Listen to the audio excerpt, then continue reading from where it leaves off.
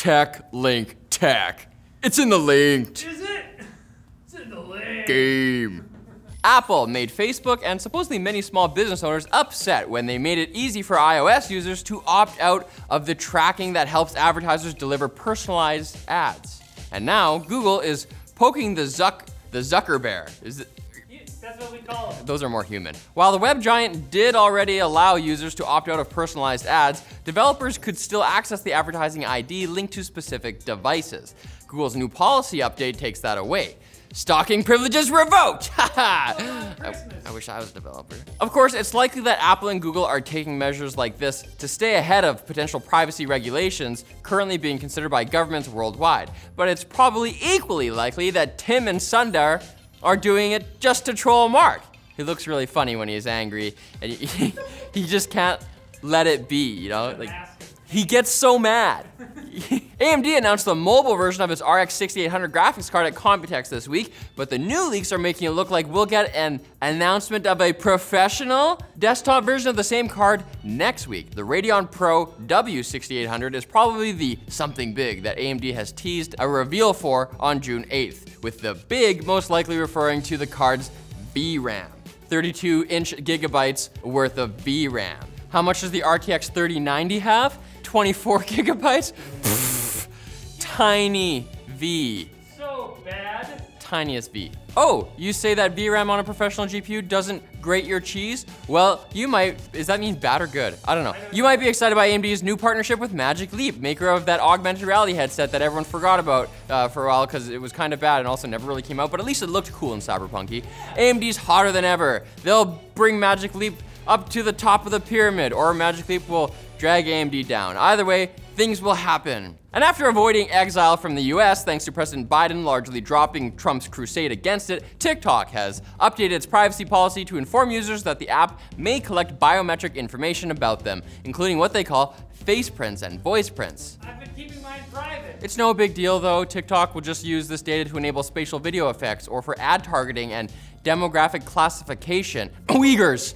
Whoa, if this seems creepy, well, it might be perfectly legal, as there aren't a ton of states that require apps to obtain user consent before grabbing prints of any body part. It's time to ask ourselves if we'd be okay with getting ads served to us based on our butt print. Would you? Plastic surgery ads? Hair removal? And we're back with the quickest of bits. Oh. Google has announced the Pixel Buds A series, a cheaper $99 version of the regular Pixel Buds, but without a wireless charging case or swipe controls for volume. Oh, I like having volume. They're $100. But other than that, they're pretty much the same as the $179 standard Pixel Buds. That's right, Google. Make them cheap. No one's buying your $1,000 flagship nonsense. You're a search engine, not an Apple.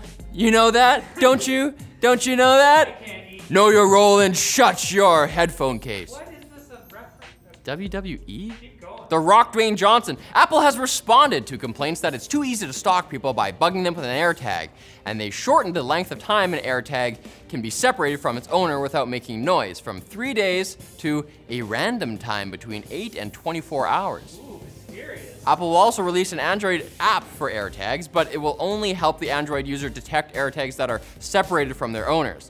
They also may not touch the AirTag, or it will begin a self-destruct timer due to embarrassment, Oh my gosh. self-preservation ickiness. Android guy, get out. Ew. A dump of what is supposedly the hacked data from the cyber attack against CD Projekt Red a few months ago has been posted online. The trove contains what is ostensibly the source code for Cyberpunk 2077, various Witcher games, and Thronebreaker, along with a bunch of console SDKs, and can be purchased for $10,000. Wow, that's nothing, honestly. Remember when Cyberpunk being a buggy mess was CD Projekt Red's biggest problem? Well, the hackers showed up, and now it's not. It's always those hackers, you know? They're under the couch. They're everywhere. The GPU shortage is apparently starting to have an effect on the mental states of PC gamers, because a mob of them just rushed a Micro Center in Dallas, which was caught by streamer Preston A. Lewis. Please, people, just turn down your graphics settings until this blows over. Ray tracing is not worth someone getting ray trampled. I don't like that. And NVIDIA might not let you mine on their GPUs, but Norton, yeah, the antivirus company, not the McAfee guy who said he'd eat his own is adding an Ethereum mining feature called Norton Crypto to its software. Initially, a small group of customers will get to try it. But Norton hopes to expand it to nearly 13 million Norton 360 users in the coming months, just in time for Ethereum hardware mining to not be a thing anymore. This story has some real accountant starts making TikToks vibes, and I'm not here for that, so... I can actually see how that could be cool. Therefore, it's time to uninstall this episode, or the prompts will just keep coming up. So come back on Monday to download more tech news to your hardest of drives. Back to the jokes. Oh, I didn't even attempt for that, but okay. It's a USB stick, USD stick.